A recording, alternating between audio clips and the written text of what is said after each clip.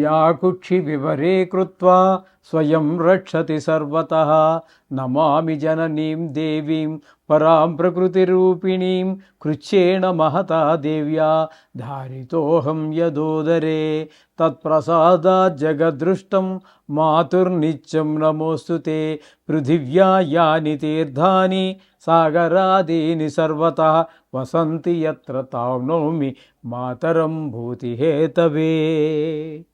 మాతృదేవో భవ పితృదేవో భవ. ఇప్పుడు మనము ఏప్రిల్ నెల 2026 సంవత్సరంలో ద్వాదశ రాశుల వారికి గోచార ఫలితాలు ఏ విధంగా ఉన్నాయో సశాస్త్రీయమైన పద్ధతిలో తెలుసుకునే ప్రయత్నం చేద్దాము.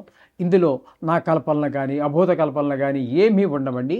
శాస్త్రం ఎంతవరకు చెప్పిందో అంతవరకు చెప్పడం జరుగుతుంది. ఇంకో ముఖ్యమైన విషయం ఏమిటంటే ఇది గోచార ఫలితాలు మాత్రమే.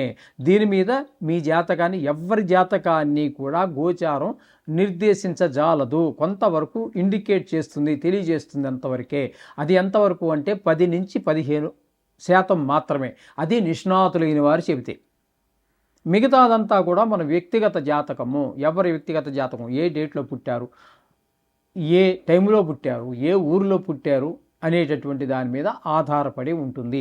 అది 100% ఇది ఒక 15 వేసుకోండి. 75, 80, 90 ఇంకా 100 పాళ్ళు కావాలంటే బ్రహ్మదేవుడు తప్పితే మరి ఎవ్వరూ కూడా దాన్ని కరెక్ట్గా చెప్పలేరు.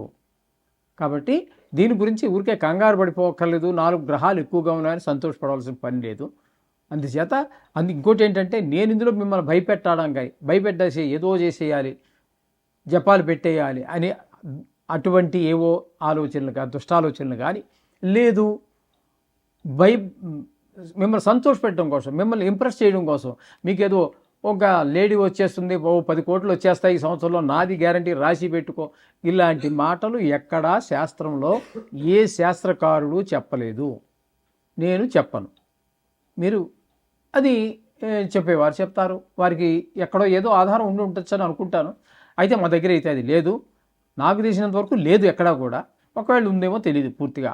100% పాళ్ళు పూర్తిగా 199% నాకు తెలిసినంత వరకు ఎక్కడా ఏ విధమైనటువంటి ఈ గ్యారంటీలు రాసి పెట్టుకోవడాలు ఇవేమీ లేవు. కన్యారాశి వారికి ఈ ఏప్రిల్ నెల 2026 సంవత్సరం గోచార ఫలితాలు ఏ విధంగా ఉంటాయో సశాస్త్రీయమైన పద్ధతిలో మనం తెలుసుకునేటువంటి ప్రయత్నం చేద్దాం. ఇక్కడ ఈ కన్యారాశి వారికి 6వ స్థానంలో రాహుగ్రహ సంచారం నెలంతా జరుగుతున్నది. ఆయన పూర్తి శుభ ఫలితాలు ఇస్తాడు. అంటే ఆరోగ్యం బాగుండేలా చేస్తాడు. మీరు ఎవరికైనా అప్పుబడి ఉన్నట్టయితే దాన్ని రుణం తీర్చేయగలుగుతారు. మీరే కనుక రుణం కోసం ప్రయత్నం చేస్తున్నారు, ఏదో మంచి పని కోసం, పిల్లవాడి చదువు గురించో, లేకపోతే గృహం గురించో, లేకపోతే ఇంటి గురించో, లేకపోతే కారు గురించో, లేకపోతే ఇంట్లో ఏదో ఒక ఐటెం అమర్చుకోవడం కోసం మీరు ప్రయత్నం చేస్తున్నారు, తప్పకుండా మీకు అప్పు లభిస్తుంది. రుణం అంటే మొత్తం మీద అప్పు ఉన్నట్టయితే తీర్చేయగలుగుతారు, కావాలంటే పుడుతుంది. అంటే మొత్తం మీద ఈ నెలలో మీకు ధనానికి ఇబ్బంది లేకుండా రాహు చూస్తాడు, ఆరోగ్యం బాగా కాపాడతాడు. ఈ విధమైన ఫలితాలు రాహు ఇస్తున్నాడు. ఇక బుధుడు 6వ స్థానంలో 9వ తారీఖు వరకు ఉంటారు. ఆయన అనుకూలమైన ఫలితాలు ఇస్తాడు. తదుపరి అదే బుధుడు 7వ స్థానంలో అయినటువంటి మీనంలో ప్రవేశిస్తున్నాడు. అక్కడ కూడా ఆయన శుభప్రదమైన ఫలితాలు ఇస్తున్నారు. కాబట్టి బుధుడు పూర్తి శుభుడే, రాహు పూర్తి శుభుడే. కుజుడు 2 రోజులు 6వ స్థానంలో ఉంటున్నారు. అక్కడ కొంచెం 2 రోజులు అనుకూలం అయినటువంటి ఫలితాలు వస్తాయి. తదుపరి నెలంతా కూడా ఆ 2 రోజులు తీసేస్తే 7వ స్థానంలోకి వెళ్తారు. ఈ విధమైన 6వ స్థానంలో రాహు పూర్తి ఫలితాన్ని, బుధుడు 9 రోజులు మనకి ఫలితాలు ఇస్తూ ఉన్నాడు. కుజుడు 2 రోజులు శుభ ఫలితాలు ఇస్తుంది. తదుపరి 7వ స్థానమైనటువంటి మీనంలో శని నెలంతా ఉంటారు. అయినా కుటుంబంలో భార్యాభర్తల మధ్యన కుటుంబ సభ్యులందరి మధ్యన కూడా భేదాభిప్రాయాలు ఏర్పడేటట్టుగా ఆయన ప్రయత్నం చేస్తూ ఉంటారు. అలాగే రవి 14 రోజులు ఉంటారు. ఆయన కూడా కుటుంబంలో, అలాగే భాగస్వామ్యంలో వ్యాపారం చేసేవారి మధ్యన. కుజుడు నెలంతా కూడా ఉంటాడు. ఆయన కూడా మంచిగా అదే పని. బుధుడు ఒక్కడు మాత్రం ఇక్కడ 9 రోజులు మనకి ఇందాక 6వ స్థానంలో చెప్పుకున్నాం కదండి. మిగతా నెలంతా కూడా ఈయన 7వ స్థానంలో ఉన్నాడు. ఈ శని, రవి, కుజుడు ముగ్గురు కూడా మిమ్మల్ని అనేక రకాలైనటువంటి కుటుంబపరమైన అలాగే జాయింట్ వ్యాపారపరమైనటువంటి ఇబ్బందులు కలగజేస్తూ ఉంటే, బుధుడు కాస్త మీకు ఊరటిచ్చేలాగా, ముగ్గురిని ఎదుర్కోవాలంటే ఒక్కడు కష్టం, కానీ మొత్తం మీద ఆయన ఒక్కరు మీకు కొంచెం అనుకూలమైన ఫలితాలు ఇచ్చే అవకాశం ఉన్నది. ఇంకా ఎనిమిదవ స్థానం దగ్గరికి వచ్చినట్టయితే రవి సూర్యభగవానుడు ఒక 15వ తారీఖు నుంచి నెలాఖరు వరకు ఉంటారు. ఆ 8వ స్థానంలో ఆయన యొక్క స్థితి అంత మనకి శుభప్రదమైన ఫలితాలు ఇవ్వదు. కొంచెం ఇబ్బందికరమైనటువంటి దుర్వార్తలు వినటం, ధన నష్టం కలగటం, పరాభవాలు, అవమానాలు అన్నీ ఏర్పడే అవకాశం ఉంటుంది. ఇక శుక్రుడు 8వ స్థానంలో 19వ తారీఖు వరకు, తదుపరి ఈ 8వ స్థానం నుంచి 9వ స్థానం వరకు మళ్ళీ సంక్రమణం ద్వారా వెళుతున్నారు. అంటే శుక్రుడు 8, 9 స్థానాల్లో శుభప్రదమైన ఫలితాలనే ఈ మనకి కన్యారాశి వారికి అందజేస్తూ ఉన్నారు. కాబట్టి ఆయనతో మనకి ఏ విధమైనటువంటి ఇబ్బంది లేదు.